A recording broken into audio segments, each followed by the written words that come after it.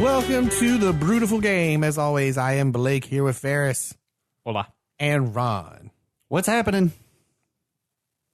I don't know what's happening. I know what? I just don't like it when Ferris looks at me in the eye longingly and adjusts the knob. You're welcome. Yeah, it weirds me out. He's trying to get his volume just right. Well, you know, just was trying to get my volume right. Well, now you're getting it wrong. It's been a few wrong. weeks since we've all seen each other, so yeah, we had like you guys. It was a little crazy. I mean, not a lot.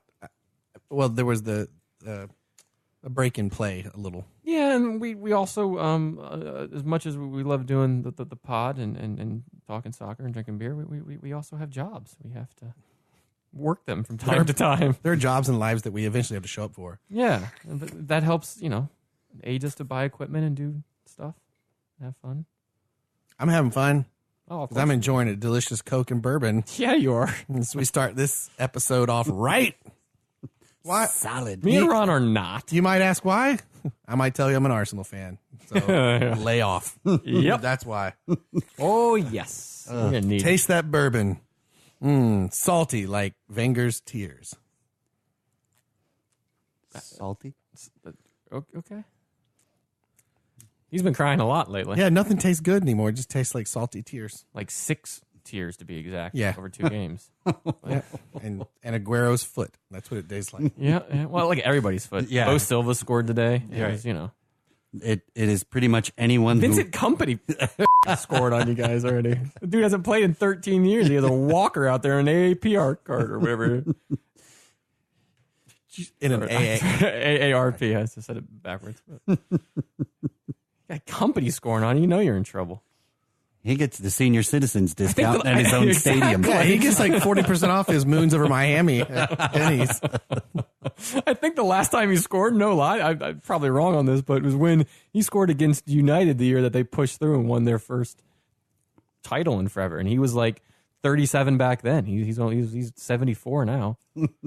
I like that every old player we talk about is either 72 or 74. Hey, at least we're like consistent in a nice, like mean range there.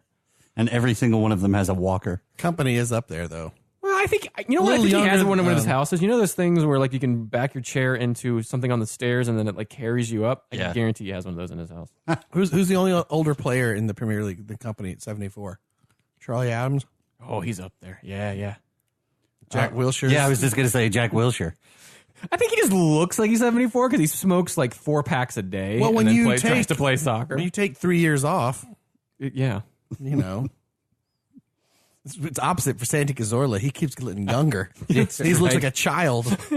all these surgeries. He's probably getting cosmetics done. That picture of him after the Carabao Cup when he's like walking across the field alone. Did you guys see that? Oh, no, Yeah. I missed that. And yeah, like it's Charlie Zared actually shared the pictures. Like rivalry aside, it's sad to see a good player like this because it looks like he's just like, I guess I'll walk in the pitch because I haven't done that in a while. And I swear I heard, ba-na-na-na-na. Is bad. So this episode, This will not be. I apologize. There's a lot of pollen in the air, guys. That's not the pollen. Literally, That's the massive gulp of bourbon you just. If you have not paid attention, Central Florida right now currently is listed as worst in the United States of America for pollen. I don't really have allergies, which I think maybe why this is bothering me so much because I don't deal with it a lot. But Everything is under a blanket of yellow snow and not because you peed in it. I didn't even hear what he said because I thought Justin Timberlake was next to me. It's true. Because Ron is here with his buttoned up flannel shirt and a baseball cap on backwards. Back. Yeah. No, that's Ron right here. There's a story. He walked in. I know. I'm just a mean a-hole. And I turned to him and I go, "What the f*** are you wearing?" That's 2 in a real start. Sorry. Yeah, have we even made it 5 minutes and he's already sworn twice? No. That kind of. I don't know. Well, yeah, I don't know what's happening over there. I will say before we get to our beer picks, the bourbon is most righteous bourbon and it's delicious. And it's paired with a caffeine-free Coke because I'm old and I want to go to bed after this is done. And Okay, Vincent. Yeah, man. I'm not quite as old as Vincent. And we're gonna talk a wee bit of Chupacabra Cup and Matchweek 28. The big game from the Premier League. Won't matter. They're both the same game, basically. 3 goals in each. Didn't win well in either one. What? It didn't go well for Arsenal in either one. Oh, no. And then we're going to talk a little, because this weekend, Saturday, we finally get to walk into an MLS stadium again and kick off the new MLS season. Yes. I'm so excited it's back. Justin Timberlake will be singing the national anthem here in Orlando. Bringing MLS back. Oh, that's how you sing. All those soccer fools don't know how to act. We're going to have Justin on the episode later. He's our call-in. Yeah. If you believe that, just turn us off right now. Yeah, he started NSYNC in Orlando. Maybe Yeah, he's a big that's Orlando true. City He fan. did. Probably not. I feel like it's his number one MLS team. We're just going to say that. Justin Timberlake, big supporter of Orlando City Huge, Soccer massive. Club. We can't back any of that up. Nope. None. That's for our new podcast, MLS Celebrity Love Rumor Mill.com. Hashtag / Russian bot. Russians. Oh, this is going to be a good one. Yeah, I it can is. tell. This is my first bourbon and Coke, by the way. I feel like sounds like I'm on my third. This is Nice raspy voice right now. this is It's Blake's going for second. I have to hit the hard liquor for Arsenal. Hey, that one, though, was like shots of rum. Yeah, it was. Yeah, you were screaming, "Burn it down!" Season's over. They're going to get relegated. Well, we've escaped relegation, I think. Everton has helped out, kind of cushion that a little bit. You can see yourself down there by April, real that quick. might be the only other thing we should talk about is looking at the table real quick, because that'd be the only other news was a little bottom of the table. But before we get to all the soccer, Justin Timberlake in here. We'll post pictures of Ron because he definitely you got to button the top button. That's the only thing that's missing. No. Yeah. Does he do that? Yeah. Oh, yeah. does he? dude. Yeah, What the he hell? does. I don't. If you don't I'm know not up on nothing, my, what's that last video he did with fashion Chris with Timberlake? Stapleton? Oh, that was a good Sometimes video. say nothing at all. That's not it. That's not how it goes. I don't know. And what it's that- like I don't think I can because I have my Orlando City shirt under it. Oh yeah. Oh, dun, dun, dun. Don't choke yourself. Ron's like, today's beer is thwap. Guys, today is gonna be good. No, that's what I sound like today. All right, I'm getting to the beer Get to the beer. I'll get to the pollen-voiced smooth jazz. at Radio Watford. QI. All right, so this is. I don't think this is. Sorry, I just crunched ice into the microphone and realized what I had done. I was like, what a jerk. Oh, that's me. Sorry. It's going to be that kind of night. Oh yeah. I won't get my ramen bowl out.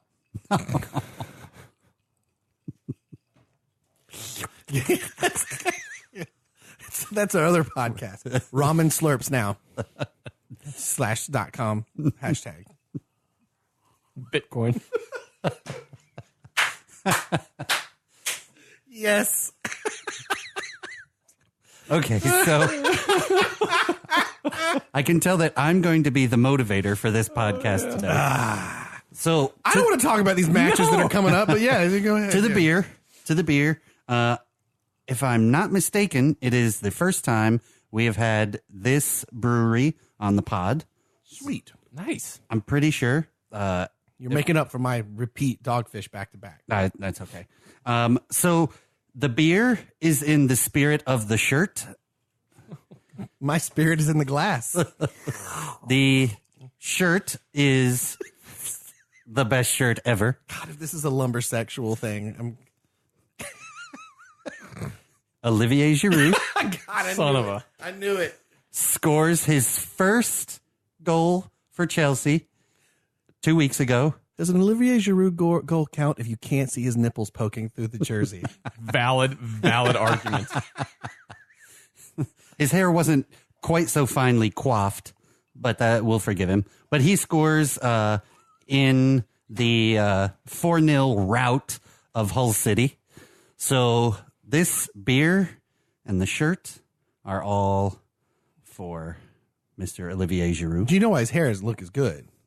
It's because the Arsenal dressing room has the world's only collection of the finest chinchilla oil wax. pomade, right, yeah. You can only get it there. So the shirt is a lumberjack shirt in blue and black because he's the lumbersexual. But it's got a fine strip of red Because that's the only color he looks good in. because we want to respect where he came from. France? No, Arsenal, you dumbass. I was trying to pay you a compliment. I mean, I got no compliments No right now more. for them. I was like, So the beer is a French beer. Oh, sweet. Haha. Francais. Il Francais beer. How do you say beer in French? Beer. Beer. It is Oh, yeah. Okay. the 1664 Kronenberg Blanc. So it's ooh. not the normal. I haven't had this one. Yeah, the Kronenberg I'm familiar with. The normal, I guess, lager or whatever. Lager. It's not the normal one. This is a wit beer, 5% ABV from Kronenberg 1664. Doing my worst French accent. That was very Monty Python French of you. It totally was. Your mother smells of elderberries. So, a quick history on the Kronenberg Brewery. Founded in 1664, hence Kronenberg 1664, by Geronimus Hatt in the free. That's an awesome name. Yeah, in the free imperial city of Strasbourg. So this again, 1664. The owner of this, the current producer of this beer, is actually Carlsberg. So it's still Kronenberg Brewery, but Carlsberg owns them. And at one time, it went from Kronenberg to the Hatt Brewery to the Tiger Brewery, and then back to Kronenberg after the Second World War. So, because France needed a sense of national pride after World War II, so they went right back to Kronenberg. So, a French beer for the Lumbersexuals' first goal in a Chelsea uniform. Right out of the bottle, we're drinking this? Yep, right out This of the bottle is blue. That's a blue bottle. I know. Is it really? Yeah. Yeah, no kidding. That's interesting. I'm going to pour one out just so that we have the... You just going to pour one out because that's the only goal he's going to score? No. Giroud he'll score some late winners that we could have seriously used. Yeah. Hashtag got rid of the wrong Frenchman. I agree with that. It smells good. Very wit beery in terms of that, like That's a blue bottle, man. I ain't very never seen that before. estery smelling, you know? Yep. Yeah. All right. Cheers, gentlemen. Or in honor of France, salut. Salut.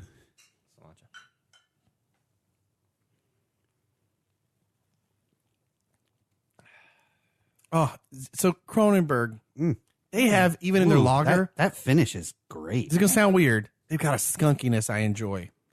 Yeah, I know what you mean. There's that, like, it's from part of the style. Like, you'll see St. Pauli's Girl, like the Carlsberg will have it too.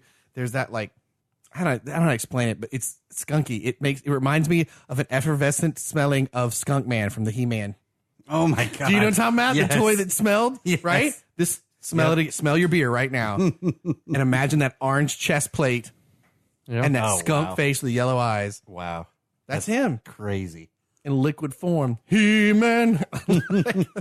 Man, we already got another 80s reference in here. That's pretty quick. Didn't think it would take long. I think that's the first of the smelly toys. Yeah, 2 F-bombs and an 80s smelly toy within 13 minutes. That's pretty good, guys. we're off. Because then we have strawberry shortcake that follows that. Yeah, that's where they got the idea, I think. She was I can't remember. I can't recall, but we have that. And then we have, when I was a kid, I had the Star Wars toys from Empire Strikes Back that were made of the same plastic, just dyed Strawberry Shortcake, from right? Strawberry Shortcake. So I had the Empire's snow gun that smelled like strawberry shortcake.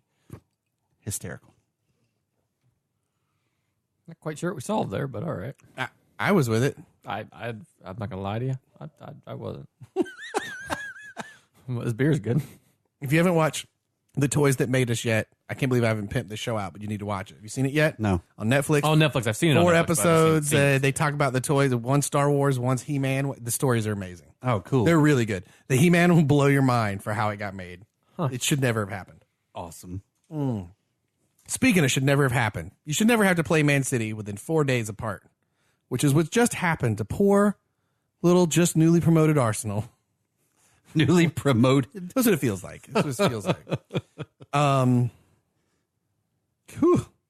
Well, I guess we'll do with the big game of Matchweek 28 was Manchester No, United. hold on. No, let's stick with Arsenal.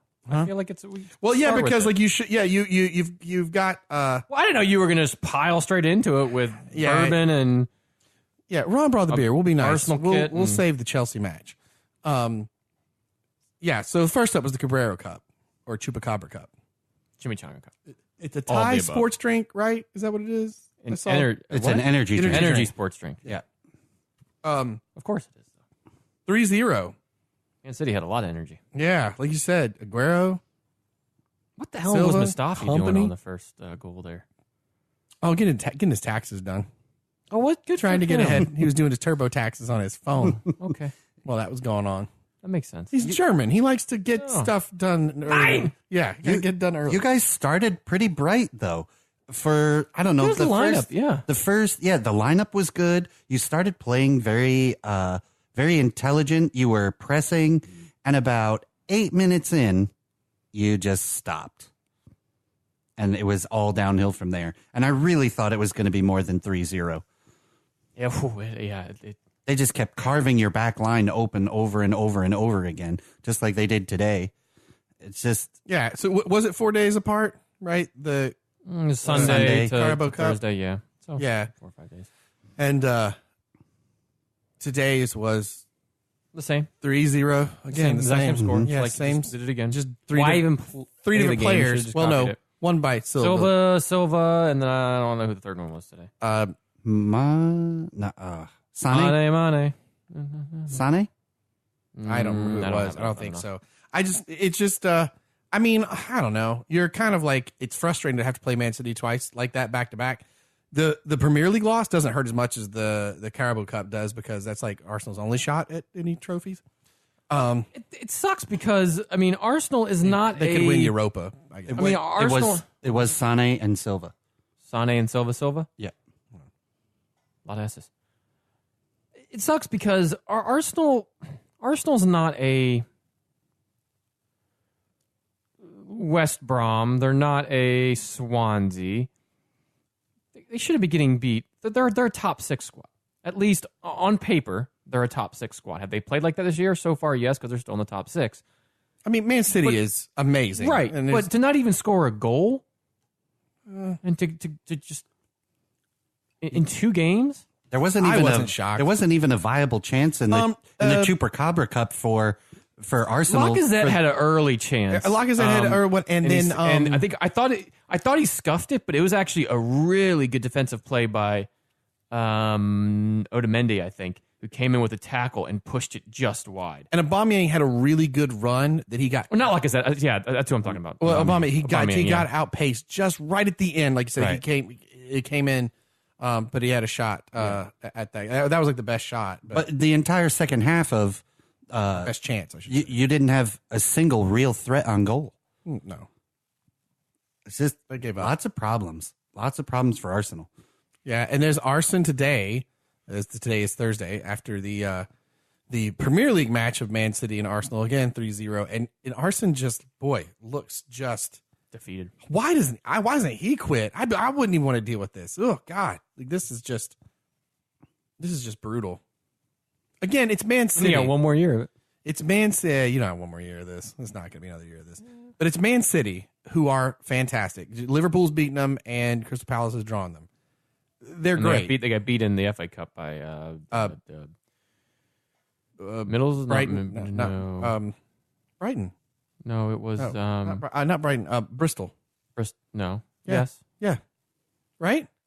Yeah. Bristol FC, who does all the fun gifts of like their guys like brushing their teeth or pouring beers in their hair. Do you know what I'm talking about? Yeah. Yeah. It was Bristol FC. Wigan beat them. Wigan. It was way off. Yep. Where's Bristol? Who did Bristol beat? Man City in the Man United in the Chupacabra Cup. Oh, that was. Hey man, all these FA Chupacabra Cups, they get all on top of each other, and I can't remember what's what. I mean, going back to the well, not going back, but speaking of the Carabao Chupacabra Cup, you just got to look at the midfield alone. And which midfield would you want playing in this game? Xhaka, Ramsey, Wilshere, Ozil. Not bad, right? We can admit. That's pretty solid. Most teams would take that. Up against David Silva, Ilkay Gundogan, Kevin De Bruyne, and Fernandinho. I would just I'll take the latter, those please. 4 players Or I'll against take 11. I'll take City. That is what won City the game in the cup. Was they dominated the midfield in this. I mean, Silva and De Bruyne alone probably could have done the job against the other 4 in the midfield. That is what controlled the game, possession-wise, ball movement, everything. Then to add on that, you have a decent back line. Not great, but Kyle Walker, Company, Otamendi, hello, more than a lot of teams have. And they're passing the ball. Like, they're defending the back. And then the midfield's passing the ball to Sane and Aguero, who just ran rampant. City's good. City's great. City's good. It's disgusting. I didn't know what Justin Timberlake was doing over there. He was freaking me out. Taking pictures. I forgot. Sexy back. I know. Well, we should swing over to another match, another big game of Match Week 28, which was Man United versus Chelsea. United! A tale of 2 halves. Hey, Lukaku, what? Lukaku. No. Don't be getting all cocky. He showed up for 1 game. Hey, man, he had a great game. 1. Great game. All season. One great game. He's had like 22 goals all year, a handful of assists. He had a goal and an assist in this. He had a great game in this. First goal I against didn't say he team in didn't the have a top good 4, game in right? this. It's the first time he's shown up to a top 6 team at all. Well, yeah. But he showed up. They had Well, no, Chelsea's not a top 4 team. They were, I think, at the time they were. I was trying to be a jerk. your words roll off of my sweet lumbersexual shirt. Oh, jeez. My mission is now to make Blake choke at every chance. That one almost got me. Hey, you're only 8 points away from Arsenal. So you're probably like 25 by the end of the season. Something like that. Whew. The Arsenal pity party. It is past All that. encompassing. Like it's just Yeah. It's like we're not talking about that much because we already talked about it. Like there's nothing new that's changed. Like Wenger should be out, move on, play a better style of ball. Yeah, we just signed a great new player. Let's Yeah. play like blase. That's where it's at right now. But this match was actually pretty fun. This Pretty was a fun good game to match. watch. Yeah. Yeah, definitely a tale of 2 halves. Manchester United, very flat in the beginning. Although they did press pretty well. It took Alexis Sanchez a good 25 or 30 minutes to kind of figure out where he was and what he should be doing in this match, which I thought was odd because it was you guys had such a strong lineup. And Chelsea, man, they started off really bright. They were forcing errors and interceptions all over the place. Just a really good half. And then it's like everybody changed jerseys. You take ours, we'll take yours. And it was a complete opposite. Manchester United had the run of the entire second half. Yes, they definitely played a hell of a lot better in the second half. They played better than they have in the past few games, and they haven't played as boring as they have in the past few games. I think the most important thing in this game and kind of what changed the tide was when Chelsea scored in the 32nd minute. That's a 32nd minute goal by Willian. Correct. 32nd million. William's been on fire. Yes, and De Gea was a little bit mad at himself because the level of goalkeeping that De Gea has played at all year, he probably should have stopped this. Nonetheless, but the most important thing was how quick United responded to that. They didn't get down or they didn't kind of go into a shell and leave themselves just trying to counter, or they went after it and they got themselves a goal in the 39th. And I think that was huge. You then go into half tied up, and it's a late goal. So whenever you score a goal going into half, it has your confidence is high, gives you a little bit of a push. I think that was big, and that's where they go into the half. Hey, we're clearly in this game. We should be playing a lot better. Second half, they did. They played better. I wouldn't say that this is the best they've played all year or one of the best halves they've played all year, because it's not. But they got shots on goal. They moved the ball. They didn't usually we dominate possessions in games. We only had like 44% in this game. Yeah. But we controlled the ball a little bit better, and our passes were a little bit more to feet and to head. And that's what happened for the goal in the 75th. Lukaku played a wonderful ball in, and Jesse Lingard just crashing into the box, got his head on it, and I don't know. He was pretty much unmarked. Oh, There's no real crashing into the box when there's no one around you. Well, what I mean is he didn't sit at the top of the box. He went in and attacked. Didn't sit back, and that's not necessarily something that we I think the most effective thing Manchester United did the entirety of the second half was they put their midfield put themselves in every passing lane, because Chelsea turned that ball over so many times in the second half. Even on really great, we had 4 or 5 really good counters coming on. And they just get nicked away at the last minute. And it was a lot of giving the ball away. Yeah. But also, yes, Chelsea was giving the ball away, but I really feel like Manchester United they were in the proper position to make those plays on the ball. So while I agree Chelsea was not doing that well, I think Manchester United really just put a cork in it. And when is Conte going to flip Mourinho's tie? 'Cause I'm enjoying this passionate rivalry. And then but they were civil this game. They laughed a little bit on the sideline together. Yeah, I was a little disappointed in that. The other part that I was a little disappointed, Chelsea in the last 10 to 12 minutes, they had an amazing attacking side. They had Fabregas on. They had what is with Fabregas's hair right now, by the way? I don't know. I think he's finding his hair identity because Giroud came on, and so now wait. I've got to up my hair game, but he can't. And Giroud's like, I take you to the new man in the north in London. We can get that hair done. But we had a great attacking side, and we didn't have a shot on goal the entire time while that attacking side was on.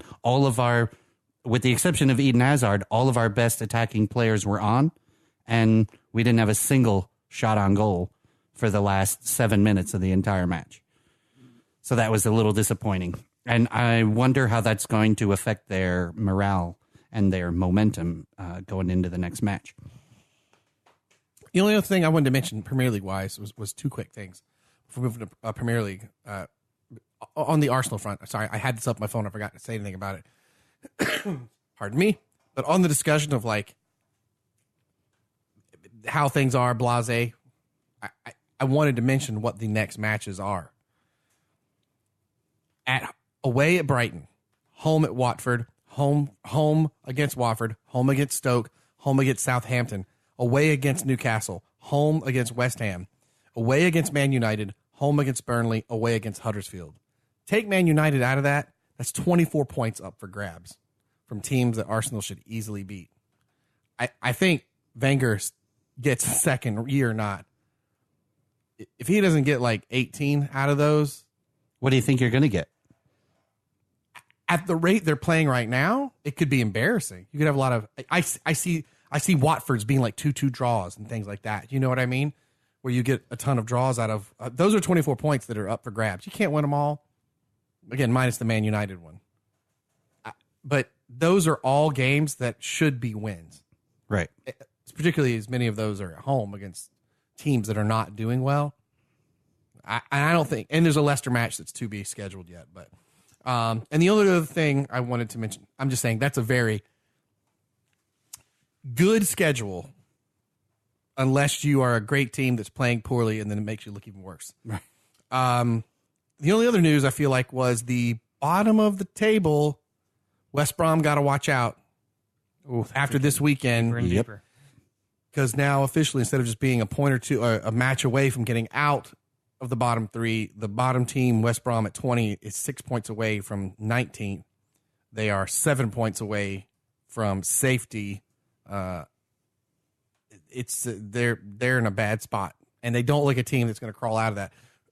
Pardon me again. Where Swansea and Stoke above them are going to get points here and there. Again, I don't know if enough to get them out. It'd be very hard for West Brom to get out of that if they don't get like 3 points in their next match. Yeah. They're in trouble. This is where it starts to drift apart or drift away, and you can kind of see it. It's still kind of up for grabs, though. I mean, that whole like 15th through 19th, 29 points for Newcastle, 26 for Stoke at the 19th, Newcastle 15th. There's still plenty of room for that to all get crazy, but that's a dangerous 6 point gap that West Brom is sitting with right now. Yeah, and they have an interesting schedule coming up, and they're going to have to really put their best foot forward to pop out and stay out of the relegation zone. But I just don't see how that's going to happen. I don't either. I can't see them stringing together enough positive action to pull them out of the relegation zone. Yeah, because no game for them is a good game. Right. Everybody's better than they are. At this point, you got to get any points you can and just try to get up the table any bit you can. Again, the club's just above. I'm not so sure if they finish the season in those spots, but definitely West Brom is looking dangerously in that situation. Oh, and our Cherries, they had a fun comeback. They Down did. 2-0. I had that on my... Came back for a fun draw. Yeah, I had that on at work, and when I turned on, they were down 2-0, and then they 2-2. Pretty cool. All right. Pretty cool. Now it's time for school. That was a terrible rhyme. I don't know. I was trying to freestyle it. Oh, the bourbon's gone. No wonder. Bourbon's gone. Yeah, bourbon's gone. As we move on to the MLS preview, so we school you on what's going on. Nope. No. Nope. Okay. Thank you, Justin. You're welcome. I can't freestyle as well as Justin Timberlake here. He's making me nervous. That's true. So the MLS kicks off this weekend. MLS is back. Yeah, man. It's exciting. I'm ready to go to a match. It's been too long since I've been to a live game. Obviously, we got MLS this weekend here in Orlando, and then like a few days later, we got the She Believes Cup. Yeah. I'll be in attendance for that. Looking forward to it. But so let's do our MLS preview. How you want to shake this down? So we'll just kind of split it up, East and West. Kind of go through each team. We'll just kind of hit on each team. Sorry, Ron is like Ron's taking off his stripping. lumbersexual shirt. Justin's stripping. So ladies out there, give us a call on 1-800 Sexy Justin. That was the most Jeff Goldblum delivery ever. 1-800 Sexy Justin. It's life finds a way. Yeah, that was very Jeff Goldblum of you. I would love to get him on the podcast. Well, that would be amazing. What do they got in there, King Kong? With Wenger, and he zips up his coat, and he just the game's it's over. I want him to commentate a game. That'd be amazing. That would be amazing. That would actually be pretty good. So I just watched Thor Ragnarok again. So I'm like very high on Jeff Goldblum right now. You should get it. I haven't seen it yet. For the bonus features that it has his character refinding himself on Earth. He's made it out, and he's got a roommate named Jeff or something in like Britain. And he's like, I need a new flatmate. And it's Jeff Goldblum as that character, the Grand Master, and it's all improv. It's amazing. All right. I'll have to check it out. Thor I Ragnarok. haven't seen it yet, yeah. Marvel does not sponsor us. Duly noted. That'd be nice. We might not have those other jobs. If that Yeah, were the case. exactly. So our MLS preview, we start with the top team, the Eastern winners. Conference. We'll just go down from the how they kind of finish top of the East and down, and then we'll go over to the West and kind of just do a quick blip, and we'll kind of do what we did for the Premier League and ask a question, maybe smart aleck, maybe a legit question, and just talk about it real quick, and then move on. We got Sounds 22 teams this year? No. Yeah. Yes. Yeah, because No. Nashville's in 23 teams. Yeah, because we're in an odd number since Yeah, LA. Correct. LA and came in Just LA. Not Nashville. Didn't Nashville just have a game? Yeah, I think that's Next. year. Yeah. That's the What? following. Didn't they just play a game against Atlanta? A Preseason friendly? game. Yeah. But it was Nashville, so they have a team. Yeah, But it's not MLS. it's not MLS. So this year, so Nashville just started a new team, and it's in. I don't know if they just started. It's USL or something, and then going to be Was it- MLS. well- Sorry, I'm confused. I think I thought that was starting now. no. No, it's not. So not. next year it's gonna be odd number 2 because then it would be Nashville and Miami in. Yes. I thought there was a third team in there. Or no, it's just Yeah, they're in the USL this year. Okay, so is this their first year? no. No, they were Nashville? founded in 2016. Yeah. Oh, well, okay. Sorry, it's It's kind But of- they're not yeah. going. They're not going MLS till next year. 19. Okay, Right. sorry for the confusion there. Samsonite. Yeah, it's just because I think Atlanta did that preseason game, so in my head I Right, thought they were. yeah. Yeah, they're not. They're not there yet. So the addition of LAFC or YouTube TV's new team, if you've seen their New Jersey. Oh, is it? Oh, I haven't seen their New Jersey. It says YouTube TV, which just makes look me at that. not like it because I'm tired of YouTube wanting me to sign up for YouTube TV, and that's why they keep adding longer commercials I can't skip through at the beginning of their dumb videos. Rant over. Okay. There we go. We've learned a lot. We've learned a lot. First up in the East, who finished first and actually won the Supporters Shield last year, Toronto FC finished on 69 points. Nobody's done that in MLS yet, right? That was record breaking number of points. Sounds familiar. I believe so. Yep. Their manager, Greg Vanny, has had himself a good old time. They play at BMO Field up there in Toronto. Does it make anybody else giggle? BMO Field. Well, they got BO. That's always what I thought when I saw it when I drove by there. No, that's never made me laugh. Oh, Yep. makes me giggle. Not at all. Thank you, Justin. Why do you keep saying that when I say he was the one wearing flannel? No, but he said the. He Oh, I said gotcha. no one's ever said that, so he was backing me. So Gotcha. all right, YouTube TV. Yeah, there they are. Sharp looking kits though, eh? Anyways, squirrel. They did really good in the off season for transfers. Yeah, they're big one. They signed a former Ajax, PSG, Fenerbahce, and Calgary back Gregory Vanderweel. Cagliari. Cagliari, sorry. Consigliere? Consigliere. Is that a mob term? No, that was Tom and So Caligula. Godfather. See, this guy's going to be in our new Caligula. our MLS, He's gonna be like the Dutch. the American MLS version of the Yeah. mob squad that gets back. Yeah, Yeah, Caligula. he's gonna end Cagliari. He's gonna end up being I think it's Billy Crystal. Consigliere. this season's. He's gonna end up being this season's nemesis to Mrs. Miggins and her pie shop. I thought that's the third season, right? Yeah, we're now in third season. Because didn't we go? We went Mixon Spain? Miggins, and then we went to the Spanish Mafia. Yeah, Season that's 2. what I was Season saying. 3, This we is come to the 3. States to finish out yes, the yes. trilogy. Right. Cool. As we pitch our mob shows idea. based around soccer. Yeah, it's semi-quiet for them. They still got Bradley, still got Altidore. Still got a lot of talent on that team. Still have Sebastian Giovinco. So still a lot of attacking talent on that team, more so than what other teams have. They now added the back with a very experienced, strong, powerful back. He can play on either the right or the left. I'm not usually in the center, but can get up and down and kind of cause a little bit of havoc. That kind of plays to your question of the season. Yeah. Can they repeat? I'm going to say no. It's going to be very hard. I'm going to couch this. They have the talent to repeat. MLS is just very hard to pull a repeat in. Is it, though? Well, Last 2 years, the same two teams have made it to the Eastern and Western Conference. they did not Finals. repeat. True. It's you just the teams shake up a lot. You do not keep. You know, I think they can. I think it all from all the reports I can and I can gather and stuff that I've watched. I really think the formation this year is going to end up being a 4-4-2 diamond for them. And if they can really fit into that and gel, I think they have a very strong chance of repeating it. I'm going to go with Blake on this and say I don't think they can, only because I think, though, we'll get into it here. The East has retooled a bit. And there were some big moves and some clubs made some. It's going to be more difficult. They'll definitely make the playoffs. They may even get to the conference finals again. They may even get to the finals again. But I don't Yeah, I think I don't think they're going to do it. We'll find out. That brings us to NYCFC.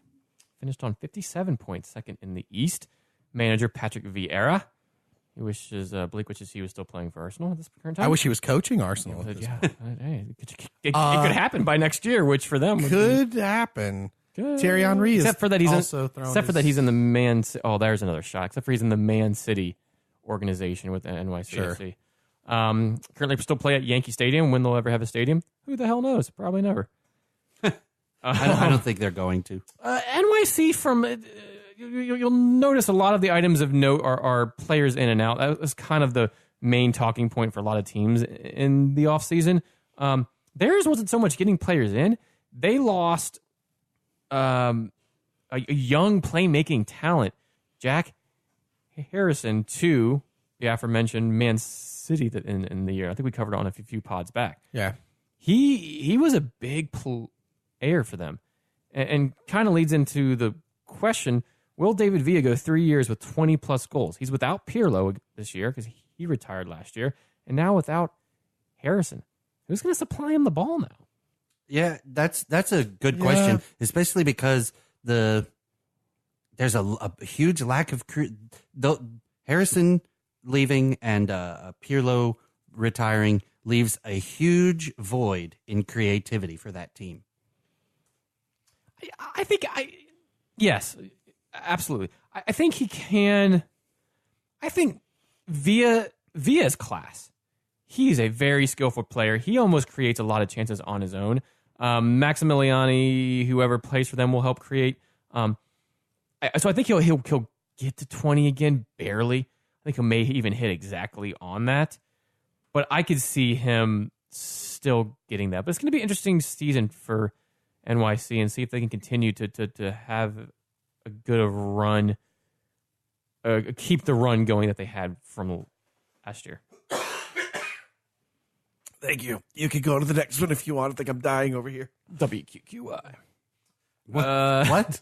I don't know. WQDI. Tuberculosis Radio. This podcast is brought to you by allergies. We move on to we got third in the East. Chicago Fire finished on 55 points. Manager Vilchenko Panov. The big surprise, right? Because these dudes were terrible the year before. The year before last, you mean? Yeah. That's what I'm saying. Year before last. Sorry. Yeah. The year before what we're talking about. Correct. Yes. They finish out the East in third. Mm-hmm. Play at Toyota Park up there in Chicago, and again they had an interesting off season. I had a great off-Caesar salad. I'm sure you did.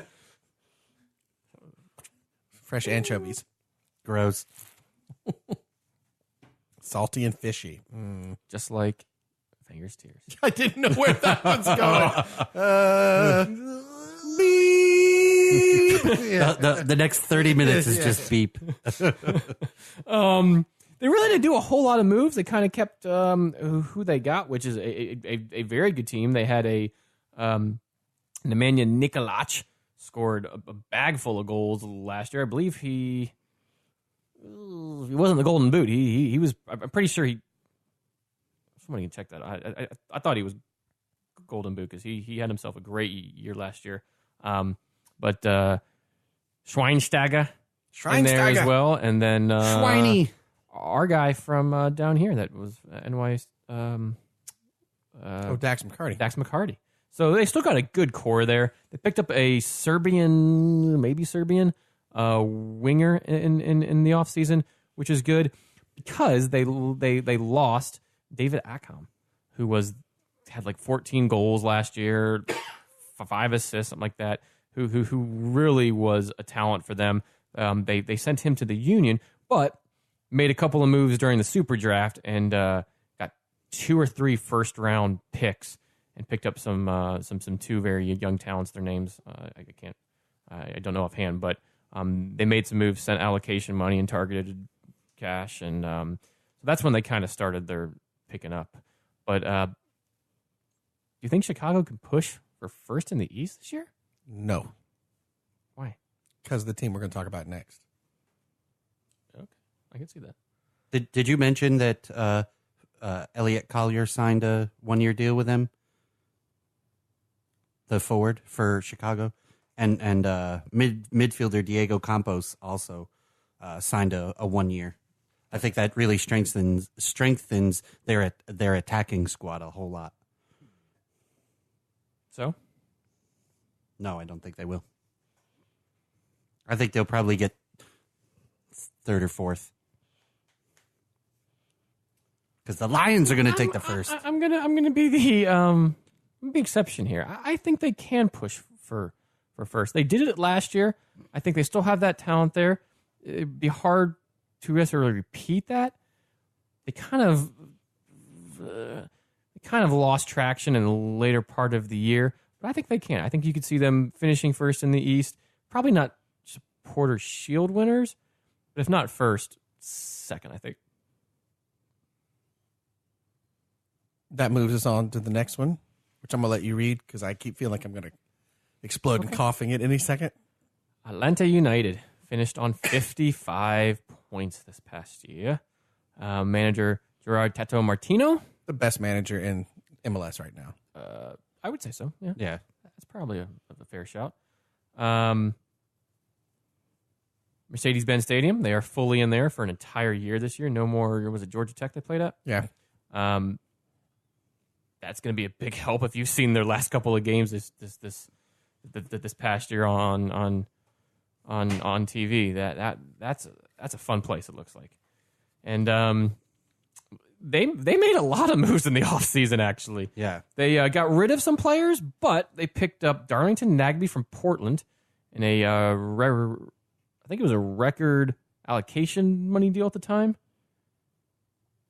For Nagbe? For Nagbe, yes. I think. Yeah. And then they completed an MLS record signing of Ezequiel Barco from Independiente. They're going to be awesome. Yes. If they were frightening to play against last year, they're going to be really good. They also have Joseph Martinez. Yep. As long as he stays fit the entire year, he'll score a crap ton of goals.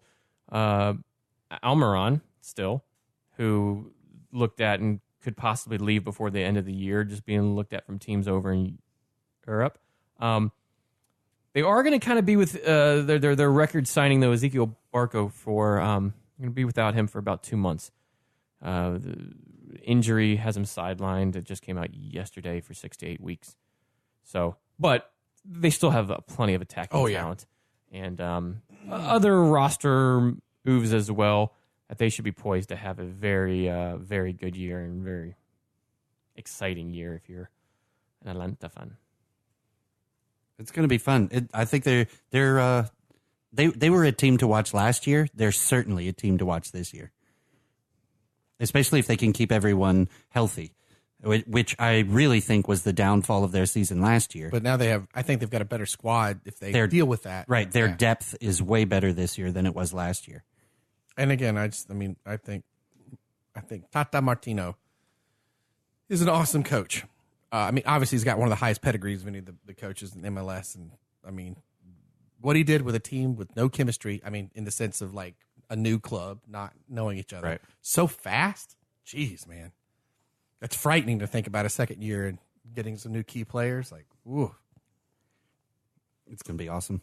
Yeah, I think they're gonna have a should good be a year. very exciting team. to watch. Yes, very exciting team to watch. And kind of will they get past that first round in the playoffs where they were expected to go a little bit further than they did? They have the talent to. Yeah, but you know what, though? It was an interesting year. You had the whole Save Columbus, which that's what we're going to talk about next. Going into that match, too, it's very different. Be a different vibe. I think there was a lot going on. And that kind of does bring us to Columbus Crew. The whole hashtag Save Columbus. They ended 5th in the East. And you go right ahead because I'm going to start coughing again. Oh, God. I was going to make it. Oh, God. Man down. Columbus Crew finished the 5th on 54 points. And manager Greg Berhalter play at Mahaffrey Stadium in Columbus still there. And they were not going to be, right? I'm confused a bit. No, they're still there, and there has been no deal to move them yet, from my understanding. Right. There's a whole lot of chat about moving them. This is going to be one of those uncertainty. What does people go to bed and wake up in the morning and they're gone? It's going to be like what Browns happened. The Browns. I was going to suggest the what is it? Sky Blue FC. Who was it? Sky Blue FC who folded and then showed up in North Carolina. No, that was Flash. Thank you. Thank you. It was Boston that all of a sudden went under, and they haven't resurfaced for the NWSL. No, but the Flash did that. Right. Who did that? Was that the Colts that did that back in the day? The Baltimore Colts. The Baltimore Colts to Indiana. Yeah. And then somebody went to L.A. and then St. Louis Rams. And then they came back. Came back all the way across the country to be the Baltimore Ravens. Oh yeah, whoever it was. Yes. Yeah. So it was a mess. Anyway, it's good, but that kind of stuff, right? It's going to happen. Stranger MLS things have happened. Yeah, because it's a franchise league. I think that's what'll end up, like you're saying. Well, everybody will just wake up one day and go, "Hey, you guys are all now the Anchorage Raiders." It's all upside down, right? Because you said stranger things happen. Okay. Not coughing too much. Just slip a dad joke in. The couple items of note that they made some moves. They traded Way to away take that over and turn it up to 11. Yeah. So I guess the question is, I'm just blowing right past it. Well, he's hoppering over it. Yeah.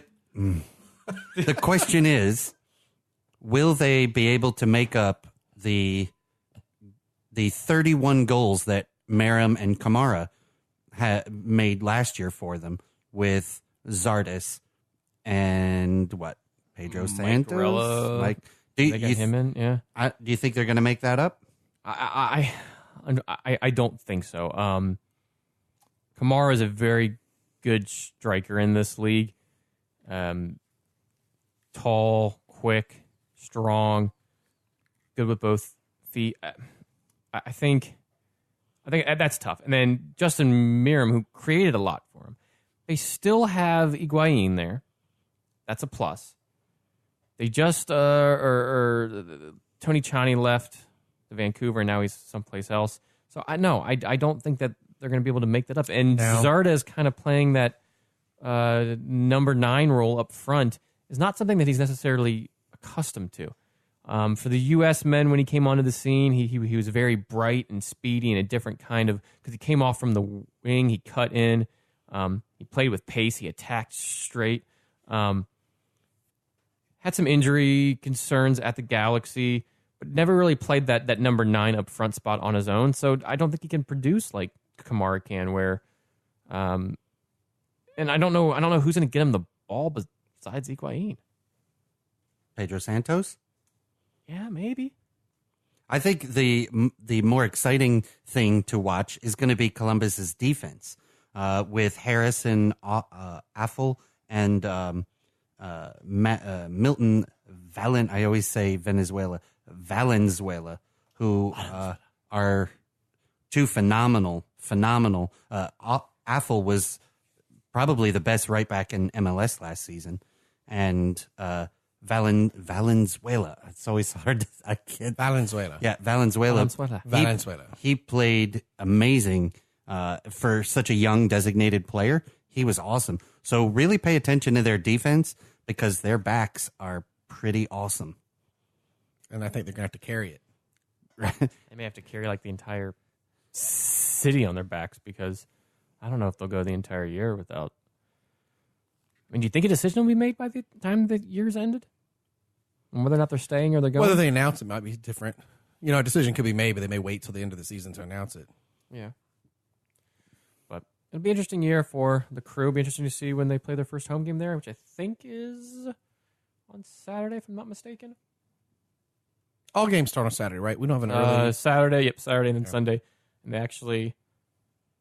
they play away their first game. So when they go home for the first time, it'd be interesting to see what kind of crowd they get. And this moves us on to the New York Red Bulls. The Red Bulls, who did not make the playoffs, Nope. finished on 50 points. Manager Jesse Marsh, they play at Red Bull Arena. Interesting offseason for them, again, in their kind of... No, they did make the playoffs, right? No, they did not. Oh, yes, they did. You're right. Yes, you're right. Kind of interesting for them, though, is in their way of wanting to move the team in a younger direction. They once again traded their captain for a second offseason in a row, Sasha Kleiston, to Orlando City, which we'll get into here in a little bit. Interesting move. They gained Carlos Rivas, so that's like one goal. We'll still a year for them. Guess is he will shoot a goal there and actually score it here. Yeah, finally. Yeah, he's going to score 0.2 goals all season. 0.2. Yeah, because he's too busy putting the ball in orbit. Yeah. NASA should hire him for SpaceX. Let him just kick a satellite into orbit. Yeah, kick it. He's got to kick the ball up and hit the space guy in the Tesla. He'd hit that every time, but he can't hit the damn goal. Right? No. But yeah, and they got Tommy Redding too, a very good young defender. But it'd be interesting to see. I mean, they still got BWP there, but who's going to get him the ball? Not enough changes, I think, to necessarily. I could see them slipping out of the playoffs. I could this too. year, easily. Yeah. Yes, I could. I don't think they'll make Which it. was your question, by the way. I don't think they're going to make it to the postseason for the fourth year in a row. I think they keep trading away the only people who carry the team on the shoulders. It's like, and yes, they may be up there a little bit in age, but they also have experience. They're like the help Bills to supply of the goals. MLS. Except, I think opposite, because we haven't made the playoffs in 18 years. No, but you do keep trading away like people that you could build on. Don't get me started. Let's see, from the New York Red Bulls to the New England Revolution. Manager Brad Friedel. This should be a fun year. Yeah, his first year and taking over the reins of the Revolution. Interesting to see. Played in Gillette Stadium, of course. They also had a kind of an interesting year, not only bringing in Brad Friedel as coach, not in goal. He probably could help in goal. He probably could have, yeah. They traded away Kai Kamara. Over to Vancouver. Which, I'm okay with that. Yeah, I'm okay with that. Probably not a bad move for them. Yeah. They still got Juan Agudelo there. They still got Lee Win. I think you're going to see a little bit of the same from them in terms of kind of just mid-table and may make the playoffs, may not. Will kind of be in that 40 to 50 point range. I think that's about it. Kind of have Brad get a solid year under his belt, and that's it. Yeah, I think you'll see more of what it's going on in their second year with him than you will this year. Not a lot of moves made. I kind of had a snarky. Your question. Can Brad Friedel be the next Bill Belichick in New England? I don't think that. No, Brad Friedel's got to start cutting his shirt sleeves off. And he's going to have to start looking a whole lot more homeless. Yeah, and then just go to every press conference known to man. What's wrong with Juan Agudelo? We're looking forward to the game on Friday. We're looking forward to the game on Friday. We'll assess so someone gave me a Valentine that I could give a Patriots fan, and it was awesome. And it had I think I saw this. It had Tom Brady reaching out in the air with the ball, Yeah. and it said, "Happy Valentine's Day. I'd drop anything for you." It made me so happy. After the Super Bowl, my favorite meme was a angry faced, open mouthed Tom Brady who is visibly like either celebrating something or mad at something, but it said Tom Brady is going to rage eat an almond tonight.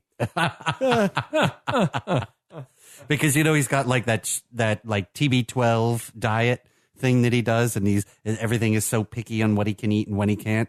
And look it up, because if you read that as a grown man actually eats all of this, I guess you can't really knock it, because he's the dude's playing phenomenal. Yeah. But the fact that he's going to rage eat an almond tonight, it just killed me. I'm so angry. I'm going to eat 2 almonds. Ruin my diet. It's our new Tom Brady podcast. Tom Brady's diet today. TB12, the podcast. It's got to be some hard poops. If you read that diet, I'm just saying.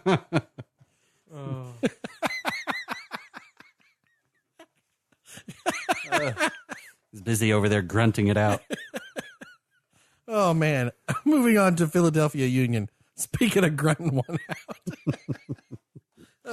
Oh, geez. Philadelphia Union manager Jim Curtin at Talon Energy Stadium there in Philadelphia.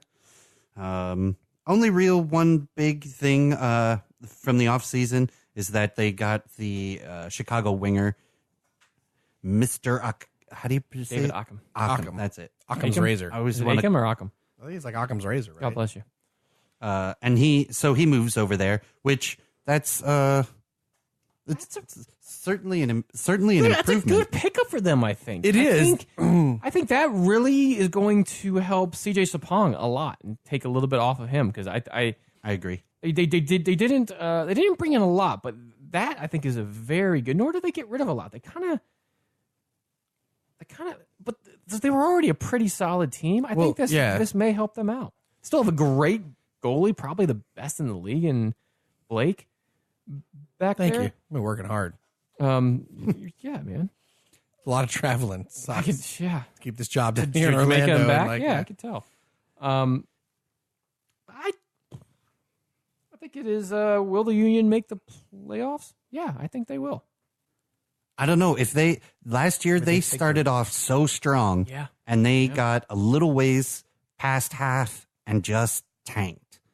So I think if they can stay consistent and avoid key injuries, I think they have a really good chance of making the playoffs. I would agree. Speaking of Blake, what did you? What'd you say? You have to answer the question. Oh, make the playoffs? No. I think I was Where's so my bourbon? I think I was so like you guys were wrong that I thought I already said it. I was like, no, they're not going to do it. I don't think enough changed. And like the year before, there was a promise. The year before last year's, there was this promise that they did not deliver on, and I don't think the Union will make the playoffs. Beautiful stadium though. Not in Philadelphia. Next up, the Montreal Impact. 39 points.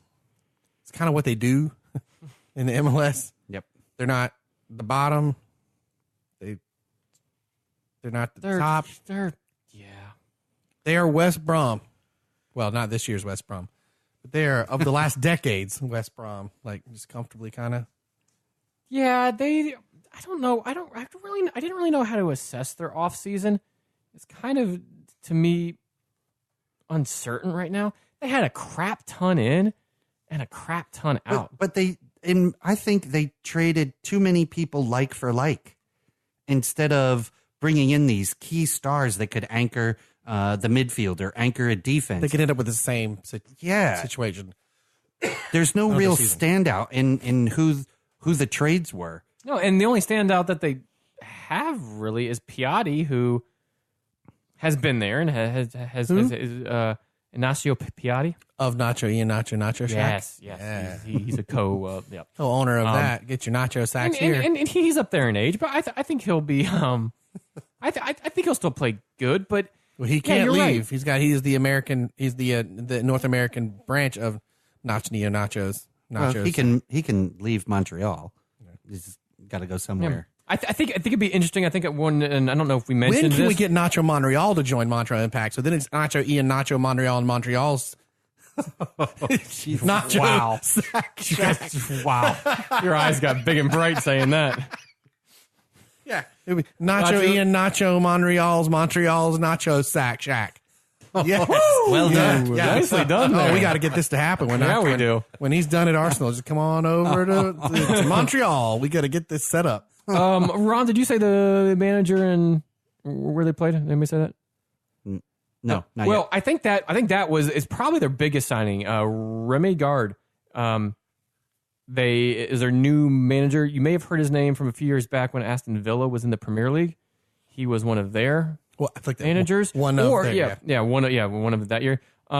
Interesting. So we'll see what he can bring. We'll see if he can kind of bring a different style of play and get some goals and maybe get them in the playoff hunt. I'm not so sure. It's just hard to tell. Like you said, there's so much change. They play at the Stadio San Pudo. I don't think they're going to make the playoffs. Yeah, I think they'll have a light push, but then by about July, it'll kind of. They won't be a start to pushover fizzle club off. to play, but it'll be a very similar Yeah, situation. I think they're going to hover right around 7-8. I don't really think they're going to get all that much further out of the basement. Yeah. Speaking of the basement, move on to the last two clubs of last year's East. Number 10 was Orlando City, finishing with 39 points. That brings us to this beer. Oh, We've got one more. Right, beer. another One, beer. do one, yeah. So we'll hold off a second. So this beer is from Sri Lanka. Oh. It's not at all from Orlando. Nope. Want But to keep it local. it is the only beer that I found called Lion. So that's where it ties in. The Lion Stout. Lion Stout. Do you know what I still have in my fridge? What? I don't know what. That night we were out all day at World of Beer, and then we stopped by Total Wine to pick out your beer. Right? This was the beer that I bought. That's still sitting in my fridge that we haven't done on. That's funny. I completely forgot. So Lion beer, Stout. which is I like it. a beer that is made in Sri Lanka. So take a listen to this. I think it's pretty awesome. So it's 8% ABV. It's a bottle conditioned beer brewed from British, Czech, and Danish malts with Syrian hops and an English yeast strain.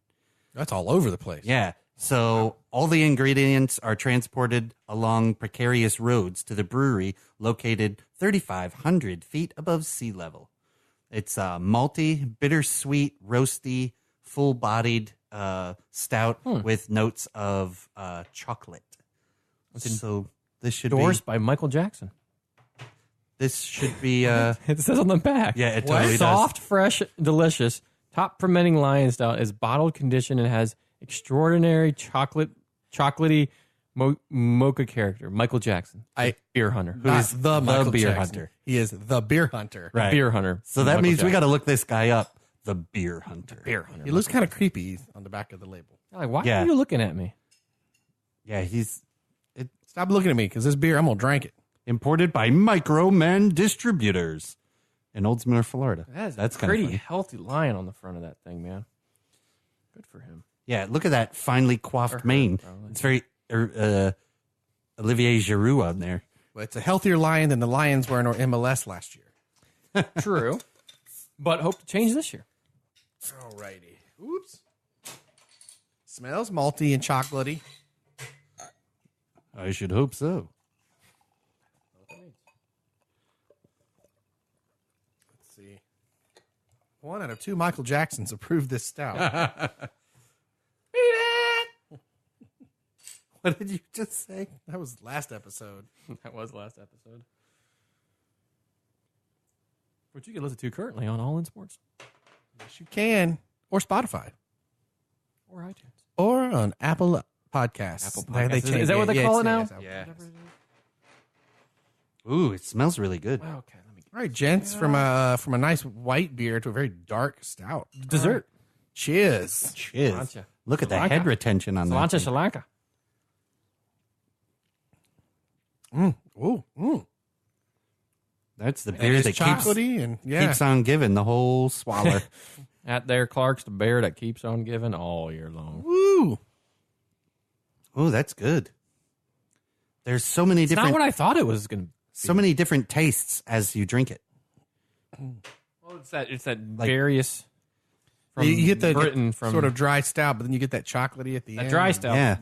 The Britain coming out. And it's way less bitter than I expected it was going to be. That's tasty. Well, hoping that this next year for an Orlando fan is a little less bitter for us, those that live here. So manager Jason Kreis, home field, Orlando City Stadium. I wonder if that'll get a name this year. They haven't announced anything yet, so I guess I don't think they should. Going to be Orlando City. I think they just keep it the way it is. Although I did like people pushing for, hey, Elon Musk, SpaceX Stadium, make it happen. Oh, yes. I did like that. That's a brilliant idea. Big item of note from the offseason, Sasha Kleshton or MLS Kylo Ren is now part of the Orlando City Soccer Club. Yes. Also, Justin Merrim from two great pickups from Columbus Crew, huge pickup, and different in the fact that one is a core player, and I'll elaborate on that here in a bit, and the other is an attacking freestyle kind of player. You're not bringing in players of the same ilk. You're bringing in players that can complement each other. Good pickups. Plus, we had a whole bunch, but Dom Dwyer smiling because he just knows the goals he's going to get to put in. Oh yeah, greatly increased. Yes, by those two alone, absolutely. We have I think our midfield this year is as good as it's ever looked, especially with the reliable anchor of Oriel Rosell. I think he's going to be phenomenal. He's a very... Is that how you say his name? I think so. That's it, yeah. Oriol. Oriel. Right, yeah. And then also our defense, alongside of Jonathan Spector, will have Sane. So Sane. Yeah. Yeah. We'll have Sane. It'll have El Minyar, Tarek, and speaking of teams that look totally new, RJ Allen. This is very new. Very new. Which since the club has been in MLS, we've had Kaká, who obviously retired. I mean, I know we've got Kyle Aaron out to Turkey, whatever he's doing out there. No more Barnes, Carrasco, No Sharino, Seb Hines, Kevin Alston, Haji Berry. Haji Berry, Rivas, Redding, Aha. Left this past week or 2 weeks ago for a lot of allocation money. How did we get that much allocation money for him? Because I did not think he played well for us. I think he's a talent, but he hasn't played well for us. So offload him and move on. I think what this year was Christ finally getting the team that he wants. When people want to judge Christ, I look at this club and I say, well, here's where you can do this, because this is the year for Christ to put up or shut up, because he's gotten in his players. Because we had, I think, the second most or maybe the first most in and out. Maybe the first most. The first most? How about just the most? How about the firstest with the mostest? Hostess with the mostest. And Shut up. The cat in the cradle and the silver spoon? So, this is going to be an interesting year, and kind of takes us to will Orlando City make their first ever playoff appearance? And I think they will. On paper, yes. We got to see how this all comes down, because there's a lot of new people. Not of new people. But on paper, this is a really great year for Orlando. Even Coach Heath, coach of Minnesota United, previous Orlando City coach, said that they had one of the best off seasons in MLS overall, was Orlando City. We'll see how it all comes down. I'm excited to see this first match. Going in there as a fan, realizing that it's going to take a couple to actually see this team come together. That's the point. That's what fans need to kind of keep in mind. Is I know we started off real fast last year, but look how we ended. And no Sasha for the first three games. 3 games, right? 3 games. Because we do 2 home and then away. And then... Oh, no, you're right. His first 2 games. He can play the first away game. First home game will be against his New York's Red Bulls former here. Club. Yeah. I'm super excited to see a Jason Christ team. I'm excited for this year. Yes, I am very excited to see the new Jonathan Spector named players. captain. Yes, great. Absolutely the right call. Class on and off the field.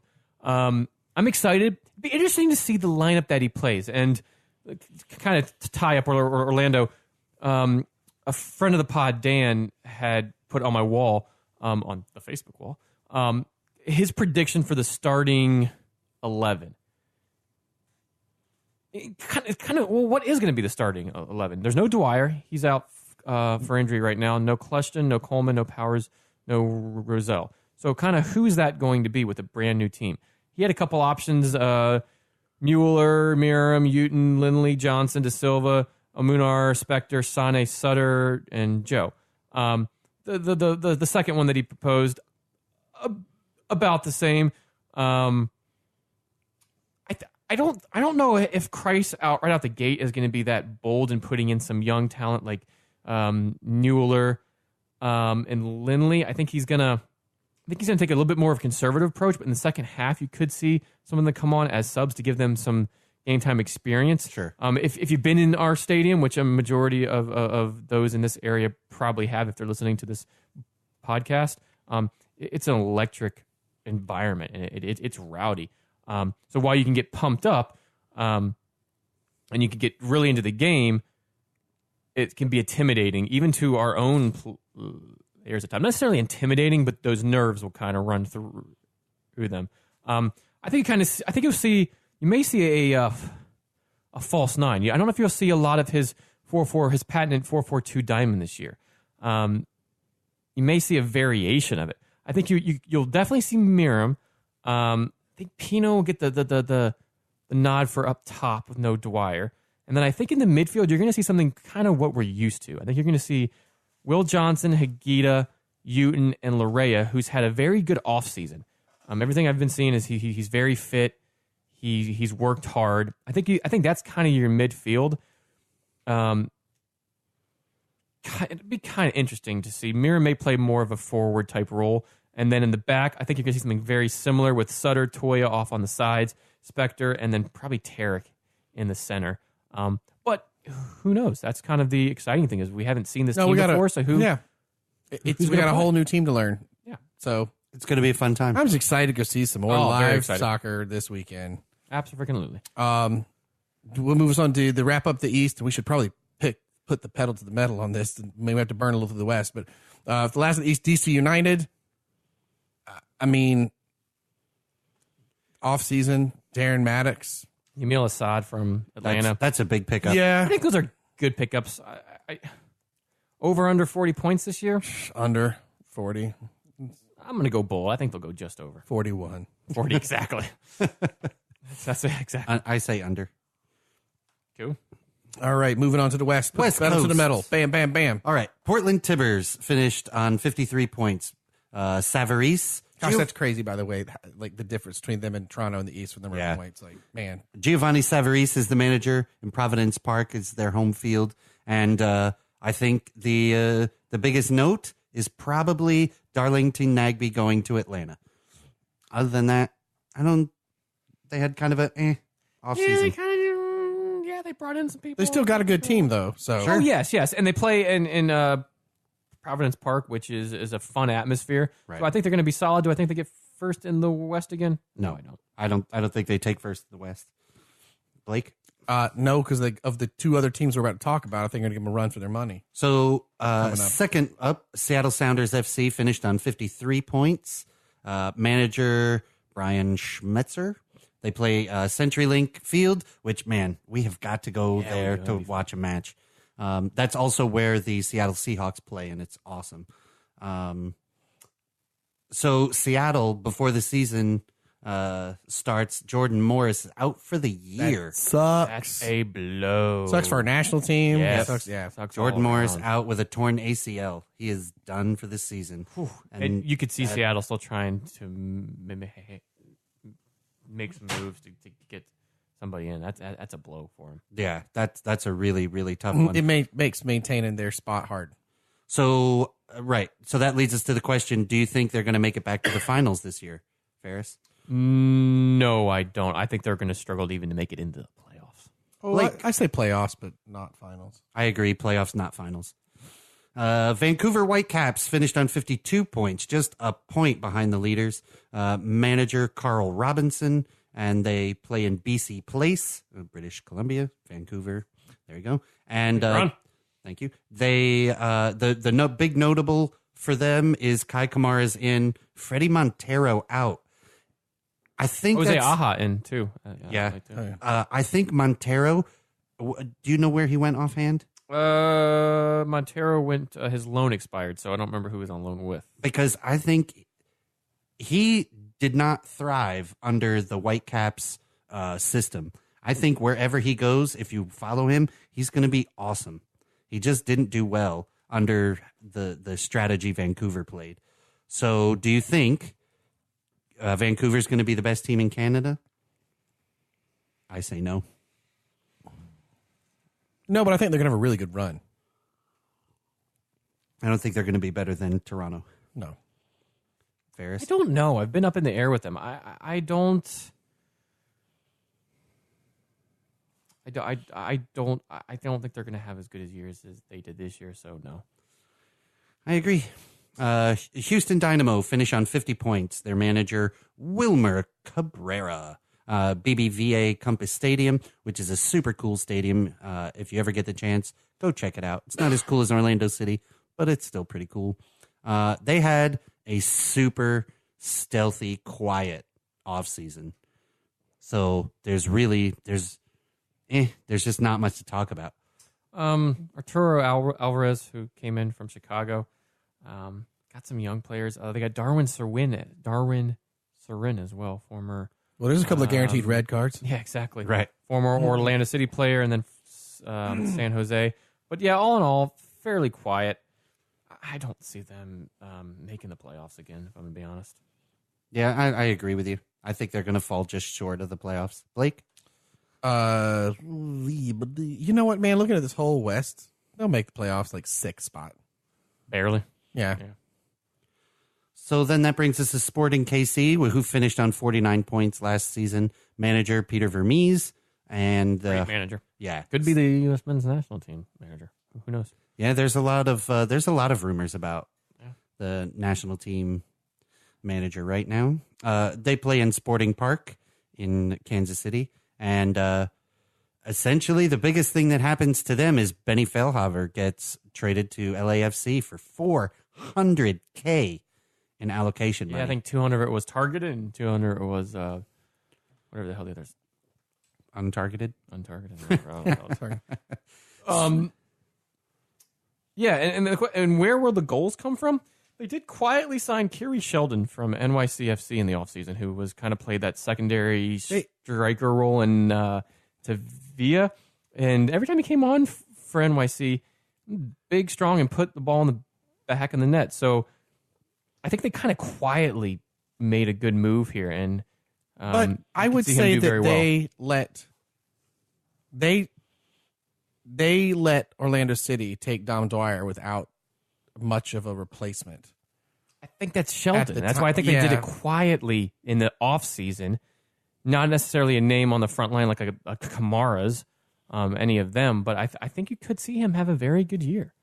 I don't know, though. Who's going to get him the ball, though? That's where I'm going. He's not that... can't do it alone. Yeah, he's not that creative. He is good 1v1 and will create a ton of chances 1v1, but past that, somebody's got to get him those frisky through balls. It's a frisky through ball. That was the best announcer thing ever. You know my nickname. I dance under that name. So in 6th place last season, San Jose finished on 46 points. They were the last team to make the playoffs. Their manager, Mikel, I can't pronounce his last name. Statre. Okay. Taking a wild stab on that one. Star. I think it's Stahara. Samsonite. I was Way off. They play in Avias Stadium. Beautiful stadium out there in San Jose.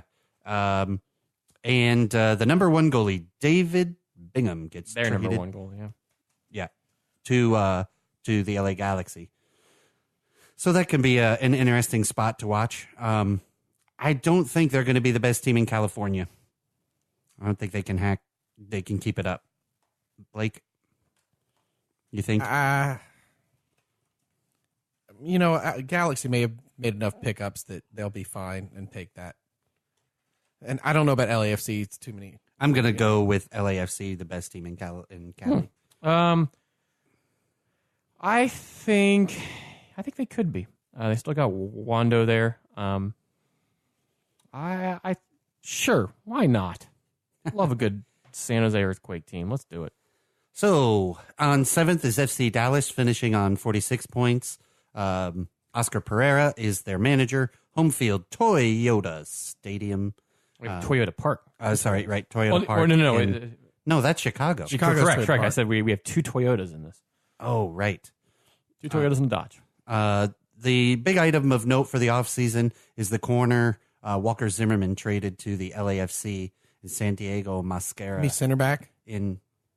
What did I call him? You said CB and you thought cornerback like NFL. I did the same thing. Okay, sorry. I do the same thing in my head when I read it first, and I have to yeah. Yes, center. Thank you for the correction. Center back. They got Santiago Mosincaro in. I think that's really of note because if you look at kind of their attacking core now, they have him. They have Mario Diaz. They have Ferreira. I think they have some good talent up there. And I think with the midfield of Kellen Acosta, Max Uridi, who was the other forward up there, but Kellen Acosta and, I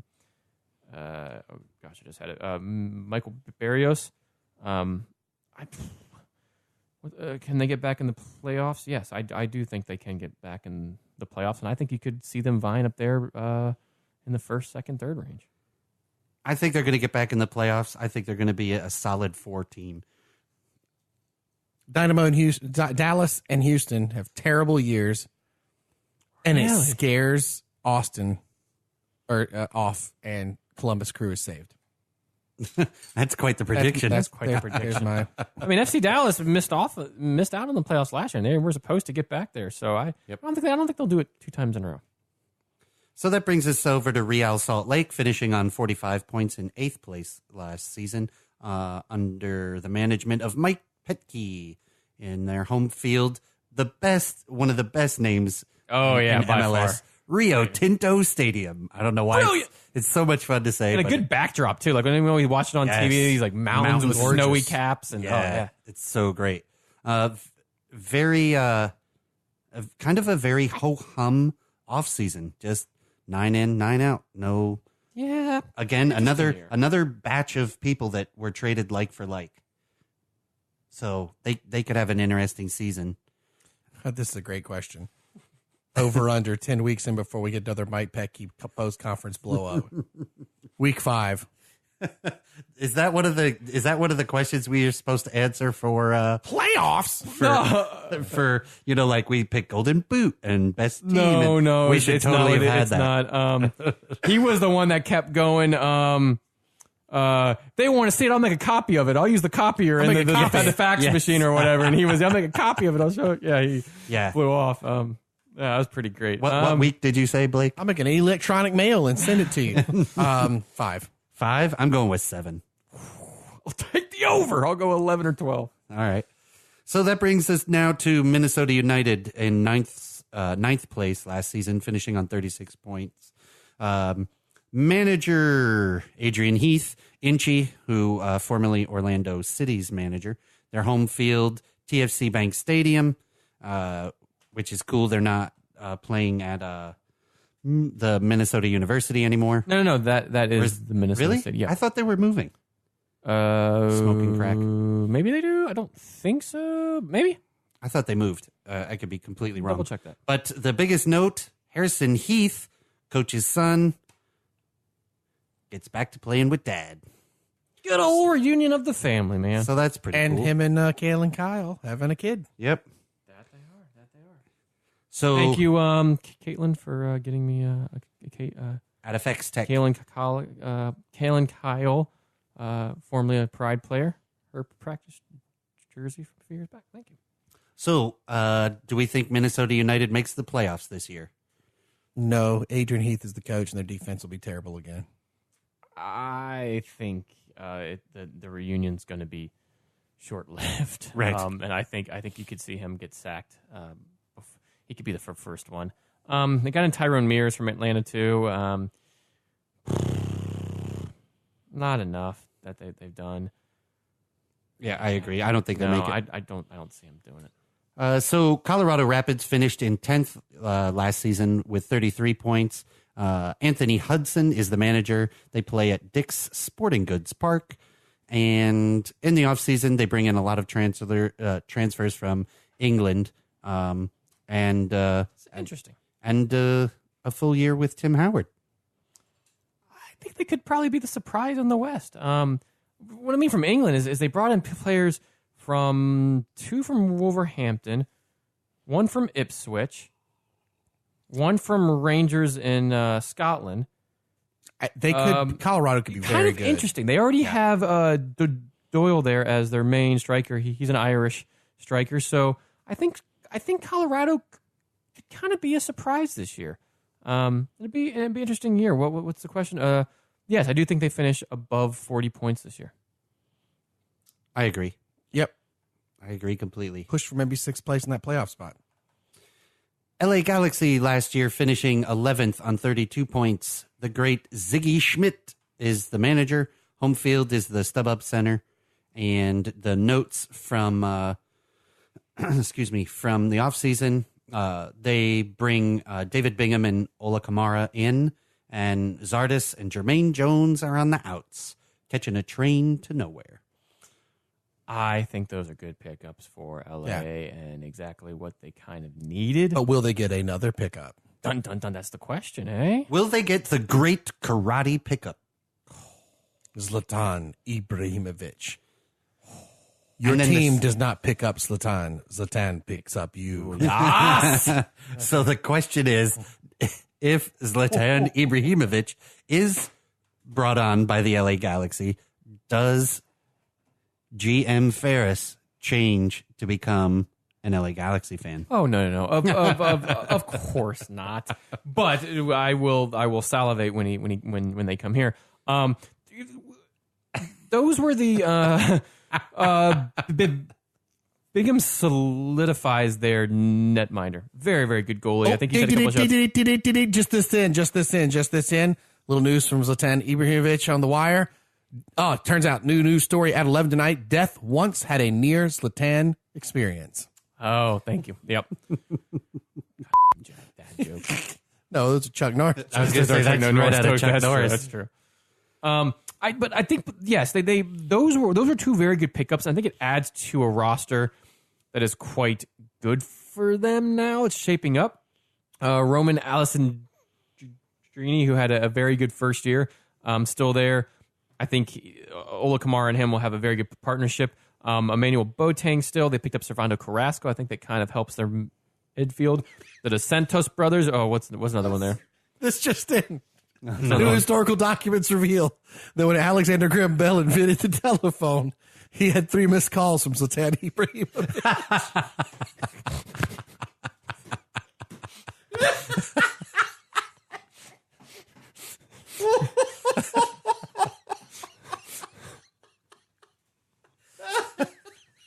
That's the best one I've ever read.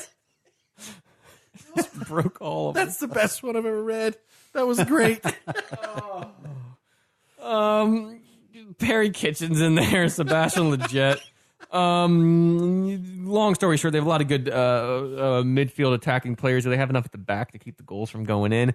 I don't know offhand. Time will tell. But I do think David Bingham will go a long way to helping them do a hell of a lot better than what they did last year. I agree. So, a new team to the season this year, LAFC. It's their first year in the MLS. Their manager is Bob Bradley. Their home field is the Los Angeles Memorial Sports Arena. And that means they are, unlike Chivas, when Chivas was around, they are not sharing a stadium with the LA Galaxy, which is super smart. Agreed. Brand new team. So the couple of names of note on that team, Carlos Vela. Vea. What? Carlos Vea. And Benny Feilhaber and Walker Zimmerman. All very good kind of core players. Yeah. With the Latin influence there in Southern California. Vea, a Mexican player for years. I think they've started off well. I think you could probably see could probably see a couple more players in, but they got somebody in midfield, they got somebody attacking, and they got somebody in defense. Yep. Pretty good core going there. Yeah, good anchors for each part of the field. I think Bob Bradley did a very good job picking for their first season. Yeah, they did a little bit of weird things in the draft, but all in all, not too shabby. I hope Bob has a good kickoff after his Swansea Swan song, as it was. How many games? 2, 3, 5? No, like that? 7, 8. I don't know. It was not fair to anybody that was going to get canned at that point, and nobody was going to turn that team around at that point. So the question is, do they make the playoffs? That's always the question when we have a expansion team. Are they going to make the playoffs in their first season? You know what? In the West, yes. Yeah, I feel like in the West, that's if it's a team like this in the East, it's a much harder thing with the new club. I think, at least for this coming year, I think they can make the playoffs. I'm gonna say no, they don't. I agree. I think it's a little bit. It's gonna be a little bit tough for them. I think Portland, Seattle drop off. I don't think they drop off quite enough. FC Dallas is gonna be better. Colorado is gonna be better. Plus, you have your teams in. I think Colorado is going to be Galaxy as well. Got better. So yeah, yeah. There's so many teams that have done so good in the off season. Oh no! Still reading that? This just in from Biological News today. Oh God! Zlatan Ibrahimovic is not hung like a horse. Horses are hung like Zlatan Ibrahimovic.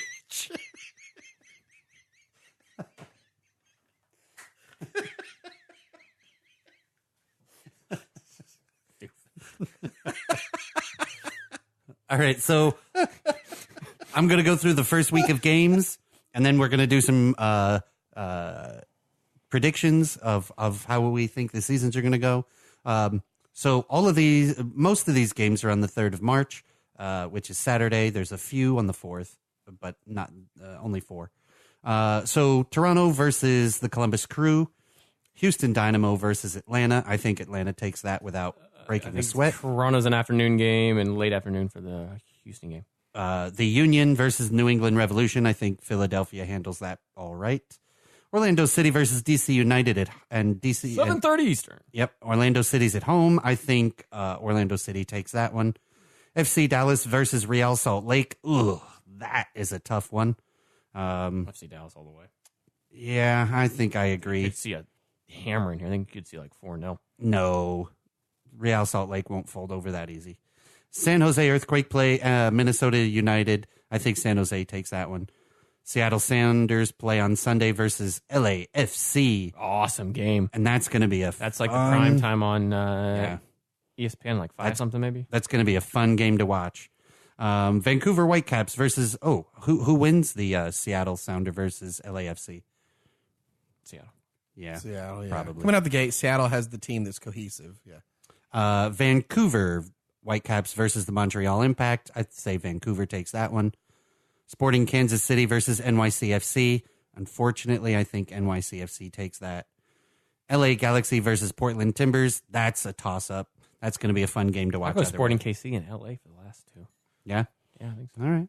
Awesome. So that brings us down to... and we should say, no MLS Live this year. Oh, right. Just real quick. You serious, Clark? Yeah.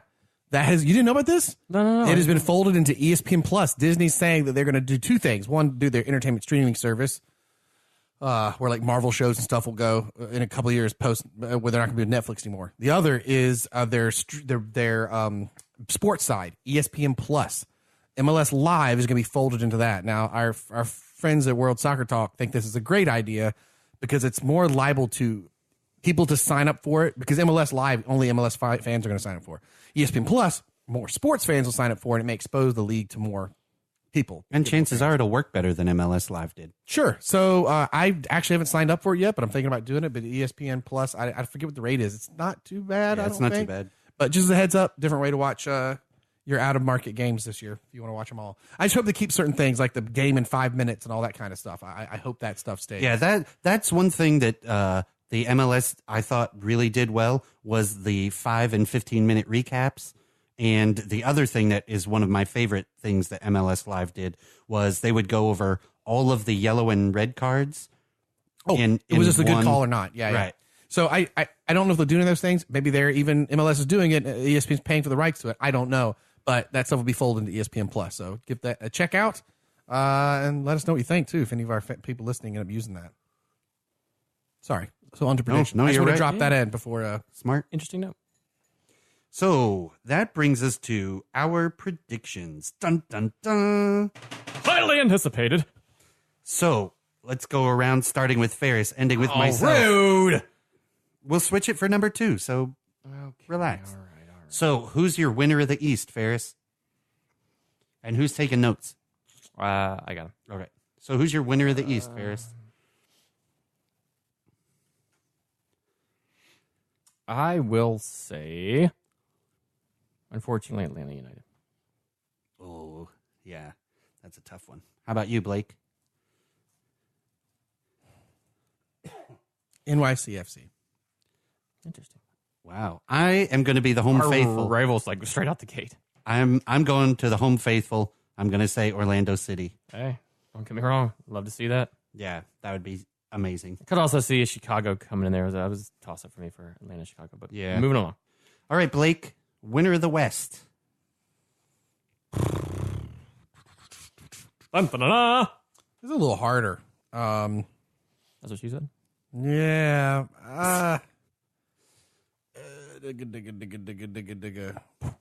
You know what? Oh man, I don't know, guys. The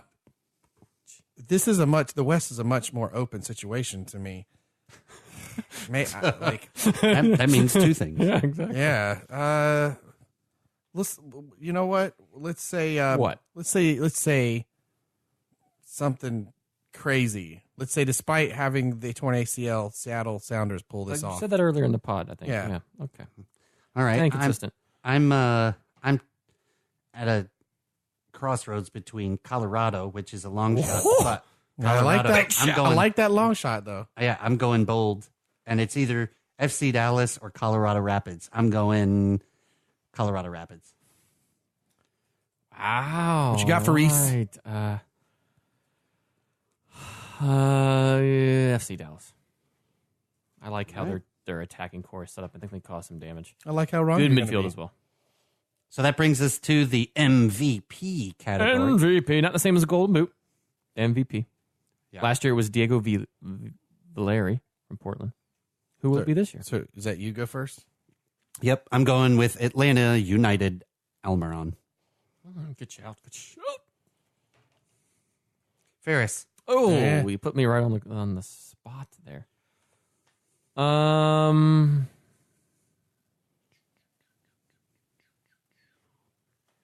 Interesting. We do have a limited time. Yeah, I understand that. Thank you, Ron. You're welcome. Son of a... Blake, you go ahead real quick. Sasha Collection with his 23 assists. And a half. Yeah, and a half. You did that so fast. Yeah. Just pick Zlatan Ibrahimovic and move on. Oh my gosh.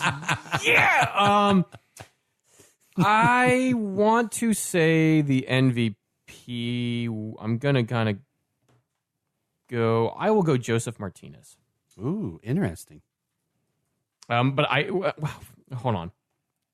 Now you're taking... Yes, taking I'm it a back? takesy backsies. I will actually go Darlington Nagby. All right. I could see that. I could see being that. I do think, and I took it back because my thought in my mind was I could see Dom Dwyer getting the Golden Boot this year. Because of my prediction. Yes, but correct. They don't go necessarily hand in hand. So I could see him winning the Golden Boot. But I think Darlington Nagby is what kind of drives Atlanta forward. All right. So that means you, sir, are up, Ferris, for biggest team to miss the playoffs. Seattle Sounders. Ooh. I think I said it earlier. I won this one last year with my pick of the LA Galaxy. I think I won as well. I said FC Dallas last year, and they didn't. Yeah. So I think I won quicker because LA Galaxy stunk up the things. this is true. They stuck it. Yes, you're 100%. So big team that's not going to make the playoffs. Big team that's not going to make the playoffs. Hibbited. Oy vey. This is always a hard one. This is a hard one. No big trades. They lose Darlington Nagby. What if Portland just really screws the pooch here? I could see that as well. Yep. Yeah. I could Yeah. Good one. Yeah, from first to first. both teams in the West so far. Interesting. I'm going with NYCFC. Good shout, Ron. I don't think it's gonna happen. Well, I don't know. Good shout. I like it. Yeah. I think it's a solid pick for missing the playoffs. I like that. Anybody you think that's just gonna anyone think that's gonna make the playoffs that didn't last year? That you're kind of thinking of? I mean, I didn't put it on there because I kind of figured we all say Colorado Rapids. Orlando City, but yeah, I think if not in the West, I think it's also Colorado. Yeah. Like I said, I didn't put it on there. 'Cause I think we'd all say the same thing, but yeah, I would agree with Colorado. Like anybody else besides those two? You think they could surprisingly that would be the surprise last to year make that it into the didn't? playoffs? Yeah. Well, with some of the moves LA Galaxy had, I think that would probably be that like, could, that's a good shout too. they could squeak back in. Yeah, be interesting. Also, be interesting to see how the World Cup break affects the league this year as well. Yes, Kind of interesting. won't affect anybody from the States. Too much. What was that? Actually, Won't affect anybody from the good old USOA. Too bad. He Because said we're coughing his lungs out. we didn't make it. FYI, by the way, in case you didn't know, now you know. Spoilers. Hashtag Bitcoin. Well, thanks for that segue. On that note, you can follow us on Twitter at The Brutiful Game, or at Brutiful Game, I should say. You can find us on Facebook. You can go to our website, thebrutifulgame.com. Drop us an email. Untapped. Thebrutifulgame@gmail.com. Find us on Untapped. You can listen to us on Spotify. You can listen to us on All In Sports Talk. All In Sports Talk. Find them on Twitter, at All In Sports Talk, and it's an easy way to find us and tons of other great soccer shows. As Ron said, Untapped. Remember, you can also listen to us on Stitcher. leave us a review, and if you do, make sure you take a screenshot of that and send it to us. We still have some. Somebody, if Send you're you a koozie. listening, Yes. gave us a new review. It's one of my favorites, to be perfectly honest.